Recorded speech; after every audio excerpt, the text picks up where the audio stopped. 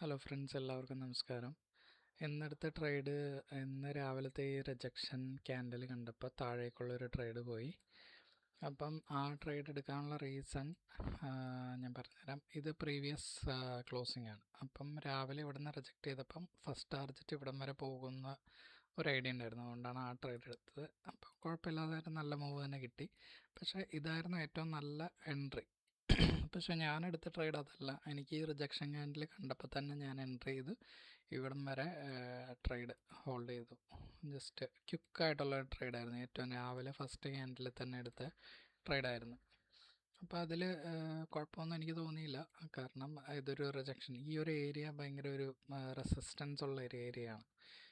കുറേ പ്രാവശ്യം market tap ചെയ്തിട്ടും അത് ബ്രേക്ക് ചെയ്ത് നല്ല മൂവ് താഴേക്ക് പോയ ഒരു പോയിൻ്റാണ്. അപ്പോൾ ആ പോയിൻ്റ് ഞാൻ ഒരു സോണായിട്ടാണ് വരച്ചിട്ടിരുന്നത്. അപ്പോൾ ആ സോണിൽ നിന്നൊരു റിജക്ഷൻ കണ്ടപ്പോൾ തന്നെ ഞാൻ താഴേക്കുള്ളൊരു എൻട്രി എടുത്തു. അപ്പം കുറച്ച് വെയിറ്റ് ചെയ്തിരുന്നെങ്കിൽ നല്ല എൻട്രി, ഇങ്ങനെ താഴേക്കുള്ളൊരു നല്ല എൻട്രി കിട്ടുമായിരുന്നു. പക്ഷേ ഞാൻ ക്വിക്കായിട്ടുള്ളൊരു എൻട്രി എടുത്തു. പിന്നെ എക്സ്പയറി ഡേ ആയതുകൊണ്ട് പെട്ടെന്ന് എക്സിറ്റും ചെയ്തു. അതായിരുന്നു ഇന്നത്തെ ട്രേഡ്. ഇനി നാളത്തെ ഒരു ലെവൽസ് പറയുകയാണെങ്കിൽ, ഈ ഒരു ലെവല് ഇത് ബ്രേക്ക് ചെയ്യുവാണെങ്കിൽ താഴേക്ക് ഒരു മൂവ് കിട്ടും, അല്ലെങ്കിൽ ഈ റെസിസ്റ്റൻസ് വരെ മേളിലേക്കൊരു മൂവ് കിട്ടണം. ഇവിടെ നിന്ന് മാർക്കറ്റ് കയറി ഇവിടെ എത്തിയിട്ട് താഴേക്ക് പോകണം, അല്ലെങ്കിൽ ഇവിടുന്ന് താഴേക്ക് പോവാം. ഈ രണ്ട് മൂവാണ്. അല്ലെങ്കിൽ പിന്നെ കൺസോൾഡേറ്റ് ചെയ്യണം.